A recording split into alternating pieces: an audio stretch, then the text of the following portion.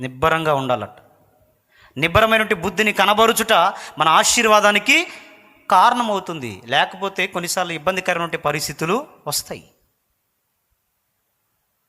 నిబ్బరం ఎప్పుడు అవసరం అంటే సమస్యలు ఉన్నప్పుడు కదా. ఆది సంఘంలో అప్పుడప్పుడే పరిచర్య విస్తరిస్తున్నటువంటి దినాలవి. ఆ దినాలలో యాకోబు ఆల్రెడీ చంపబడ్డాడు. ఇక పట్టుకున్నారు పేతుర్ని. హేరోదు అతని సైన్యం పేతుర్ని పట్టుకొని బంధించారు, జైల్లో పెట్టేశారు. పేతుర్ని కూడా ఇంకా చంపాలా. అర్థమైందా? పేతురు భయపడ్డాడు అని బైబిల్లో ఏమైనా రాయబడి ఉందా? తెల్లారితే ఇంక చంపేస్తారు. కానీ ఆ రాత్రి రేపు మనం చచ్చిపోతామంటే ఈరోజు అసలు మనకు నిద్ర పట్టిద్దా? చిన్న చిన్న బలహీనతలు ఏదన్నా ఉండి కుటుంబాల్లో చిన్న చిన్న కలహాలు ఉంటేనే కొన్నిసార్లు రాత్రులు అస్సలే నిద్ర పట్టదు.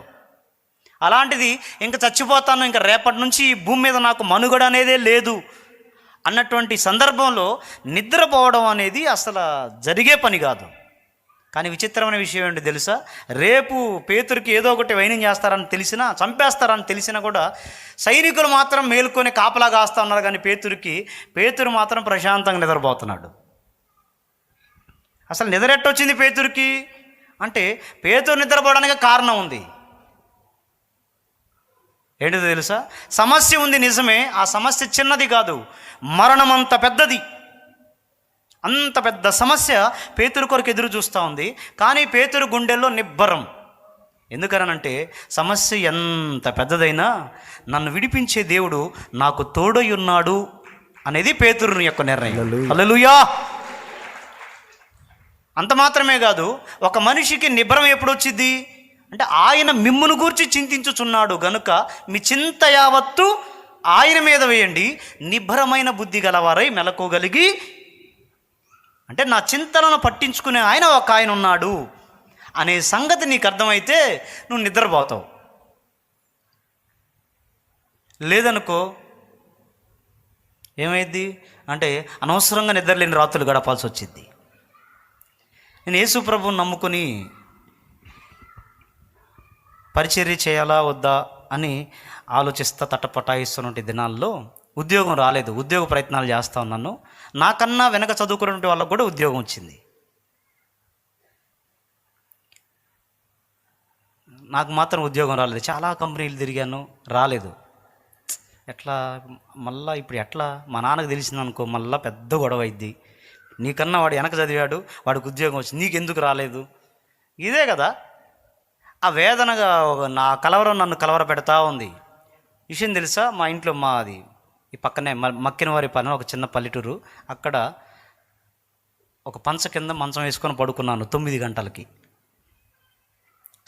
రాత్రి 9 గంటలకి పడుకున్నా మంచం మీద. 3 అవుతా ఉంది, నిద్ర రాలా. ఏంటిది అని అంటే నాకు ఇప్పుడు ఉద్యోగం నాకన్నా వెనక చదువుకున్న వాళ్ళకి కూడా ఉద్యోగం వస్తుంది, నాకు రాలేదు.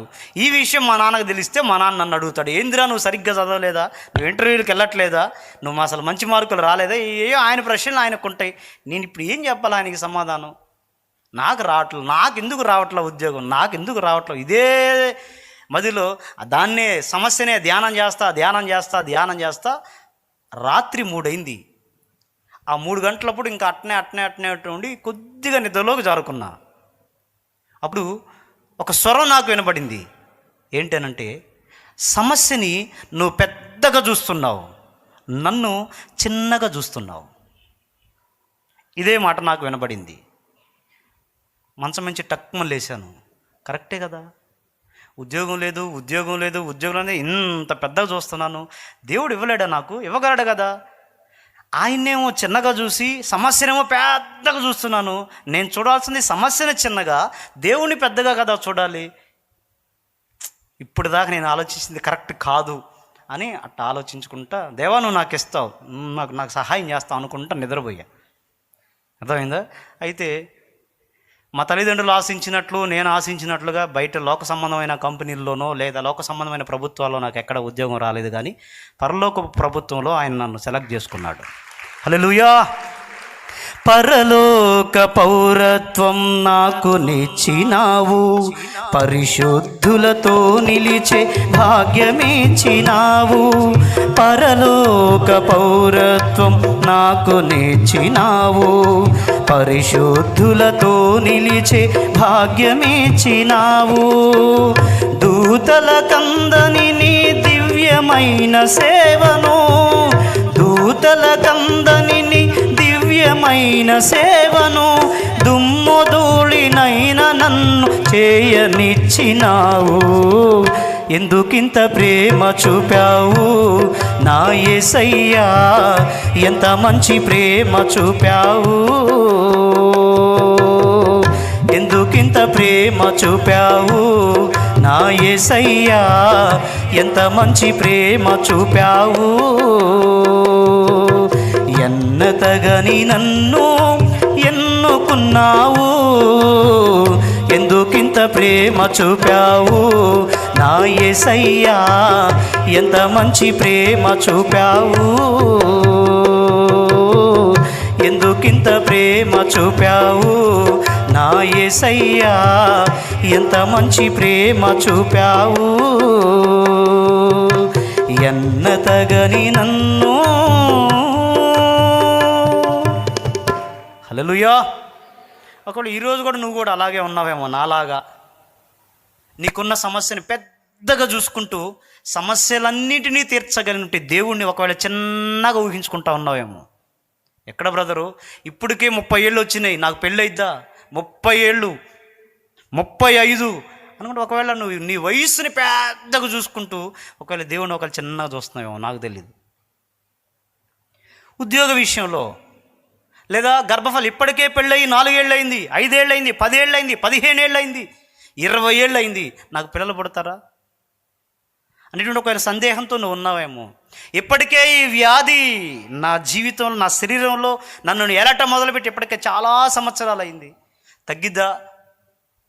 డాక్టర్లు కూడా చేతులు ఎత్తేసారు, ఇంక తగ్గిద్దా అనేటువంటి ఒకవేళ బాధ నీకు ఉండొచ్చు. కానీ నేను మీకు ప్రేమతో చెప్పే మాట ఏంటిదనంటే, నువ్వు ఎవరి దగ్గరకు వచ్చావు?